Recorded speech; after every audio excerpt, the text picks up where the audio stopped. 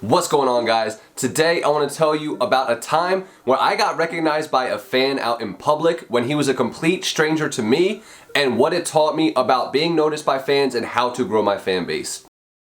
What's going on? It's Pim Fried Rice. Welcome to the Music in the Millions podcast, the show where we give independent rappers the tools and resources needed to be successful without waiting on a record label.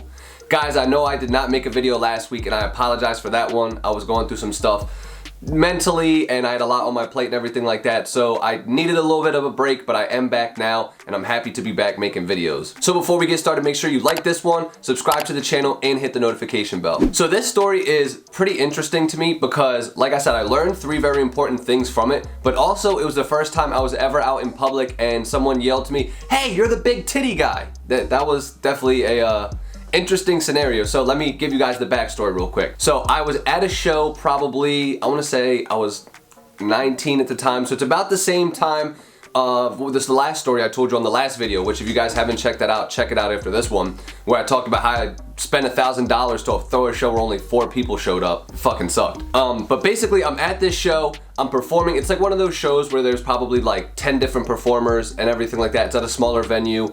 And so you get up there, you got like a 10-20 minute set, something like that. You got 3 songs, whatever the limit is, and you perform, you get off stage, you kind of watch the other people, and then you leave. That's pretty much how the event works. So whenever I would be at these type of events, I was the worst person when it came to like getting fans or networking or doing anything besides performing and then getting the fuck out of there. Because I don't know if it was nerves, I don't know if I felt like I was too cool for people, I really don't have an answer. I just would perform and then get the fuck out of there. Sometimes I wouldn't even hang out and see the other performers. Obviously, if you're trying to build a fan base, this is not really the best technique to use. So basically, at the time, I had a song called Big Titty Wawa John, which for those of you guys who don't know what a Wawa or a John is, you just gotta go listen to the song. I'll leave a link down below. Probably one of my better songs when I was that age. Everybody loved it because the chorus was super catchy and I performed it at that show. Didn't think anything of it. It was one of the songs that I always performed. Finished the show, I left. 2-3 weeks later, something like that, I'm at a Wendy's, right? And I'm standing there, literally about to order my 4 for $4 or whatever the fuck I was about to get. And all of a sudden behind me, I hear this guy go, "Hey, you're the big titty guy." And I've never once in my life been called the big titty guy, mostly because like soaking wet at my heaviest point, I've been like 165 pounds. And as you guys can see, I'm titty free since 93. Sorry. But yeah, so I turned around, I'm like, who is calling me the big titty guy? And come to find out, it's this guy who I didn't even know was at the show. I didn't know the bull, I didn't know dude. And he's just like, "Yo, you were at this show 2-3 weeks ago. You had this song called Big Titty Wawa John. You're the big titty guy." And I'm just like, yeah, that was me. Like, how did you even like find me? And he's like, "Bro, I've been trying to find your social media online. I couldn't find it. I've been trying to figure out where your music is. I've been trying to find you for the past 2 or 3 weeks. It's so crazy that I ran into you here." And it's like, in my head, I'm like, yo, this dude stalking me? Like, did dude just like track me somehow, like PI some shit and find out where I was at and come to this exact Wendy's to beat me up if I don't give him an autograph on his titty or something? No, I don't know. But yeah, basically we had this little interaction. I ended up giving him my social media so he could find out where I am and like listen to more of my music and stuff like that. But it was the fact that I had a fan who wanted to be more of a fan. He wanted to find my social media. He wanted to listen to my music, and I was not making that easy for him. I was actually making it difficult, and he had to go out and search for me, which kudos to him, because most fans, if they can't find you right away, they're gonna be like, "Ah, fuck it, I don't need to go look," or "I'm too lazy," or "I'm not invested," and they're gonna just completely forget about you. So shout out to that dude, but also it taught me 3 things that are super important about being noticed by fans and about building my fan base. The first thing that it taught me is that you need to make it easy for your fans to find you on social media. Because if I would have like literally been like, "Oh yeah, my social media is Pim Fried Rice 610 on stage," then all these people that liked that song, all these people that wanted to check it out and check me out could literally just go to Pim Fried Rice 610 and check it out. But that was my fault for not plugging myself on the stage with my social media, and I wasn't making it easy to find me. Guys, if you have a different name on social media, or if you have a name that has nothing to do with your music or something like that, it's going to be difficult for your fans to come back and find you if they see you in a live performance, or maybe they see you on the internet somewhere like that. make it easy for these people to find you. Make your Instagram tag or your TikTok tag or whatever, make it the same name as your rap name. That way people are not like, where do I find Pimp Fried Rice? And come to find out they had to type in like anime lover skateboard guy 58 on Instagram. Like, that's fucking stupid, you know what I mean? The second thing that it taught me is, and I kind of said this in the first one, but always plug yourself whenever you're on stage, whenever you're in interviews, whenever you're anywhere out to the world where there's a chance people don't know who you are.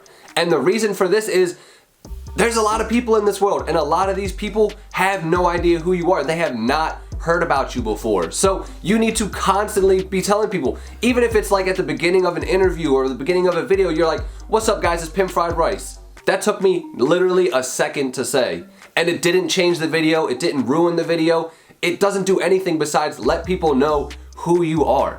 Don't be ashamed to plug who you are. Guys, I talked about this in a couple episodes ago, but when I learned that you had to be shameless and be relentless when it comes to your dream and your music career, that completely flipped a switch for me. Because it's like, I used to didn't want to be in people's DMs or talking to them and be like, oh yo, check out my music, oh yo, my name's Pimp Fried Rice, da da da da da. I felt like I was selling to them and I didn't want to come across as like spammy and everything like that. But don't be afraid to plug yourself. Seriously, it's the only way that you're gonna get your name spread across the internet. And the third thing that it taught me, and this one is probably the most important, is to network wherever you are. That means online and offline. When you're at live events like I was at this show, you should not just perform and then put your head down and either go hang out with your friends that you came with or dip out, which is even worse. You should be working the crowd. Go around to people that you saw rocking with you while you were performing. Even before you go and perform, just walk around to people, be like, yo bro, I'm gonna be performing in 20 minutes. Definitely check me out if you like this type of music or da da da da da, or this type of artist. You don't have to be like a superstar and as soon as you get off stage, just go back to a VIP section and get away from the crowd. It's better for you to actually interact with these people, show them a little bit about your personality, and just be a human. Like, people want to connect with artists that are humans. Some of my girlfriend's favorite stories of times she went to concerts weren't when she went to like massive 100,000 people in the shows. They were when she went to a show where there was like maybe a couple hundred people, if that, and the performers are literally like looking at each individual person in the concert venue and they're interacting with these people and they're talking to them. Those are the concerts that make the most to people. That's what people want. They want that connection. They don't want just a superstar who performs music and then disappears. So get out there, connect, and network with these fans. And that goes for comments too. Like I said, if you get a video shared about you, if you're in an interview on a podcast, on a YouTube channel, hop in those comments with people. Talk to these people. Get involved with these people. The more you show up, the more they're gonna feel like they're connected with you. And that's when you really start to see your fan base grow and explode, and you're gonna get a bunch of new fans. So that is the 3 things that I learned from being called the big titty guy by an absolute stranger in a Wendy's line. Guys, I learned these 3 things from that experience. I learned to make it easy for yourself to be found online and on social media. Don't be ashamed to plug yourself and your music. And 3, make sure you're networking with fans and connecting with them all the time. If you want to find out more about how to grow your fan base, I'll leave a link down below to my 1,000 Fans Decoded, which is basically just an hour-long video I put together. It's a little bit longer than these ones, but it breaks down in depth all the things that I personally do to grow my fan base on a regular basis. So if you want to check that out, hit the link down below. I'm excited to see you in there. Catch you guys next week. Yo, y'all better be streaming, I know. Fuck streaming. It's out there. It's in the world. It's a good song. People like it. I like it. Go.